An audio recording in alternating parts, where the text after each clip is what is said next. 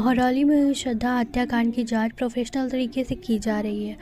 9 नवंबर को दिल्ली पुलिस की इस बात की जानकारी मिली जब मुंबई पुलिस ने मोहाली थाने पहुंचकर दिल्ली पुलिस को संपर्क किया और लापता श्रद्धा के बारे में जानकारी दी और इससे जुड़े तमाम दस्तावेज दिल्ली पुलिस को सौंप दिए। मुंबई पुलिस की तरफ से दिल्ली पुलिस को यह जानकारी दी गई कि श्रद्धा मोहाली इलाके में आफ्ताब नाम के एक शख्स के साथ छतरपुर पहाड़ी के एक फ्लैट में रह रही थी। श्रद्धा के पिता ने जानकारी दी कि वह आफ्ताब अमीन पुणे वाला, जो कि मुंबई में रहने वाला है, उसके साथ पिछले 3 साल से लिव इन रिलेशनशिप में थी और आफ्ताब लगातार पिछले कई सालों से उनकी बेटी के साथ प्रताड़ना करता था।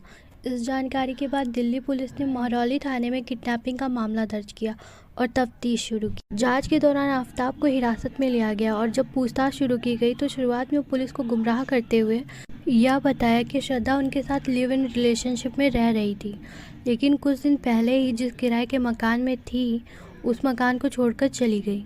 लेकिन दिल्ली पुलिस उसके जवाबों से संतुष्ट नहीं थी, इसलिए दिल्ली पुलिस ने उसे साइंटिफिक तरीके से पूछताछ की। उसने सवाल जवाब किए और इसके बाद वो टूट गया।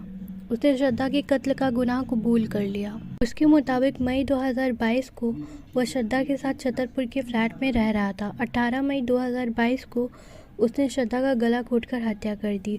इसके बाद उसने उस श्रद्धा की लाश को अलग अलग टुकड़ों में काट कर ठिकाने लगा दिया। उसके कबूलनामे से जुड़े सबूत इकट्ठा करने के लिए 12 नवंबर को आफ्ताब को गिरफ्तार किया गया। उसको 5 दिन की रिमांड में लिया गया और 17 तारीख को फिर से 5 दिन की रिमांड में अदालत से मिली।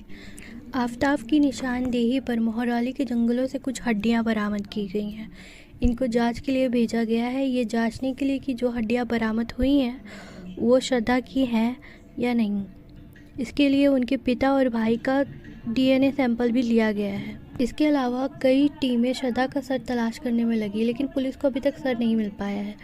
तमाम पुलिस की टीमें 24 घंटे इस केस के जुड़े कागजातों को तैयार करने के अलावा अलग अलग तथ्यों को इस केस को लेकर सामने आ रही हैं और जांच में लगी हुई हैं और इस मर्डर के पीछे का मकसद जानने में जुटी हुई है। दिल्ली पुलिस के मुताबिक केस अभी शुरुआती जांच में है। ऐसे में किसी भी थ्योरी पर यकीन कर लेना काफ़ी मुश्किल है, लिहाजा ऐसे में दिल्ली पुलिस के बेस्ट अधिकारियों की मदद ली जा रही है। एक बार फिर पुलिस आफ्ताब को लेकर उसके घर गई थी, जहां एक बार फिर 18 मई की रात को रिक्रिएशन किया गया। आपको इस मर्डर केस की जानकारी अच्छी लगी हो तो प्लीज़ लाइक करें।